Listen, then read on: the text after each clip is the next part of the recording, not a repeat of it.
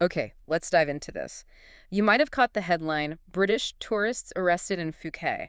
And just so we're clear, it's Phuket. Right. Phuket. Important pronunciation point there. Exactly, like Phu and then ket, Phuket. Now, this might seem like just another story about tourists getting into trouble, but this one, well, it has some really interesting layers. It really does. It touches on, changing laws, tourist behavior, and what that actually means for the local community there in Phuket. And we're going deep into this using source material provided by you, our listener. The goal here isn't just to rehash the news, but to really understand what happened and, I guess, what the bigger picture is. Yeah, cut through the noise a bit, figure out the key facts, the implications. And the source we're looking at today gives us a particularly grounded view.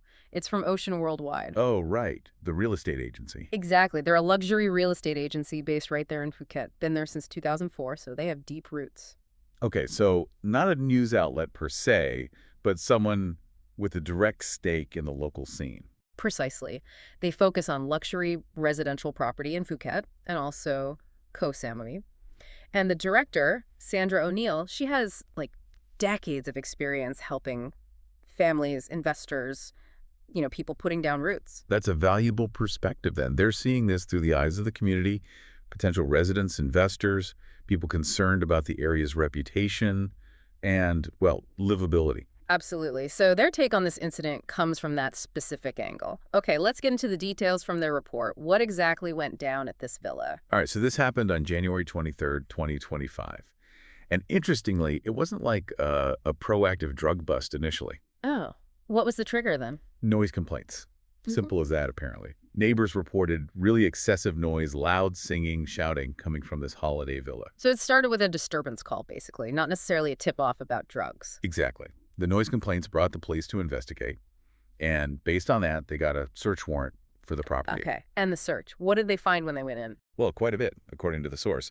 They found 6 kilograms of cannabis buds. 6 kilos. Yeah, and apparently it was already divided into bags. Plus, they found 39 small tanks of nitrous oxide, laughing gas in the car park area. Okay, 6 kilos and dozens of laughing gas tanks definitely sounds like more than just personal holiday fun. And who was involved? 6 people were arrested, all identified as British nationals. The source lists their names. Let's see. Abdifatah Gulad Abdi Ahmed, Isamuz Mohammed, Ismiya Mustafa Walid Ahmed Taha, Noah Ihikwichidize, Garion Gledhill, and Kieran Gregory. And what happened right after the arrest? Well, the report says that one of the individuals admitted ownership of the cannabis and crucially admitted they were selling it. Ah, okay. Selling it. That's a key detail. So that person was detained. That's right. That admission seems to have been the immediate reason for detention. And what about their status in the country? Were they there illegally? Overstaying visas or anything? No, the article specifically mentions they were all on valid tourist visas, the kind that usually allow up to a 60-day stay. So the issue wasn't their right to be in Thailand, but what they were allegedly doing while there. Precisely. Which brings us neatly to the legal side of things. Because Thailand did change its cannabis laws recently, didn't it? It did, yeah. June 2022, they decriminalized cannabis. That's probably where some confusion comes in for tourists. Absolutely. And it's true, personal use of cannabis, especially in a private space, is generally permitted now. Okay, so having some for yourself in your villa may be okay, but 6 kilograms and admitting to selling it, that sounds different. Worlds different. And that's the absolute core of the legal issue here. While personal use might be okay, selling cannabis without a proper government permit is still very much illegal. Right. It's not a free-for-all market. You need licenses, regulations. Just like any other controlled substance or business activity, really. You can't just decide to start selling it. And that seems to be the line that was crossed here. And the source also mentioned things might be tightening up again. Yeah, it notes that authorities are reportedly looking at potentially stricter regulations going forward.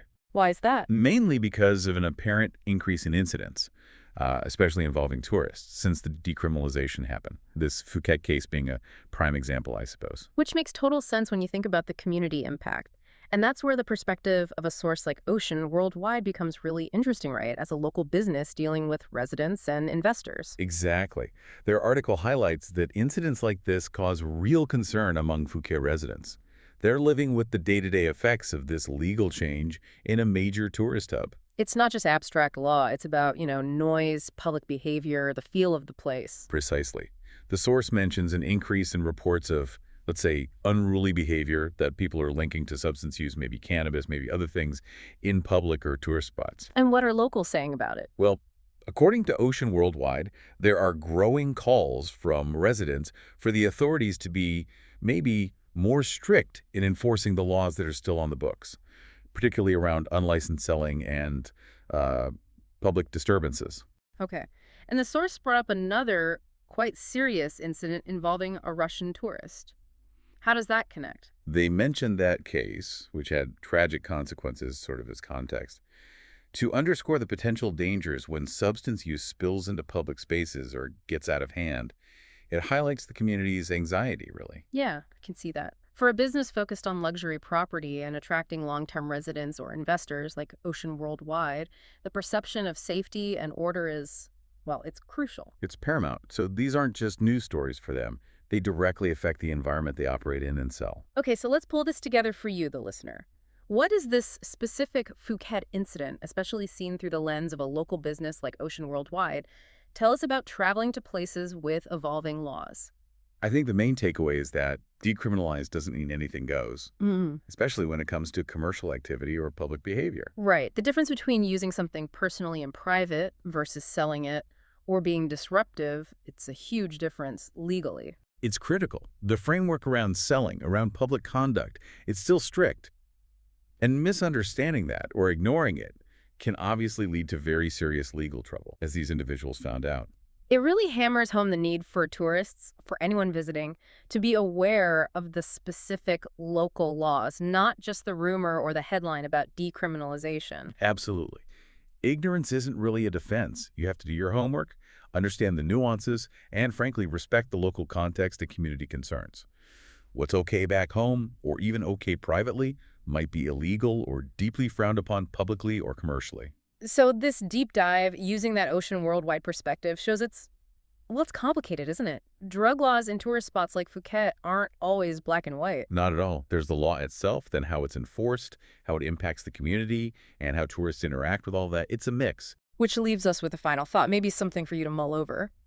How do popular destinations like Phuket manage this balancing act? Attracting tourists, which they rely on, while also dealing with the social and legal fallout from changing laws, like cannabis decriminalization. Mm-hmm. And what's the traveler's responsibility in all this? How much do you need to know? How sensitive do you need to be to the local dynamics? And how do incidents like these arrests, amplified globally, ultimately shape how we all perceive a place like Phuket? Is it still paradise when these things happen? Lots to think about there.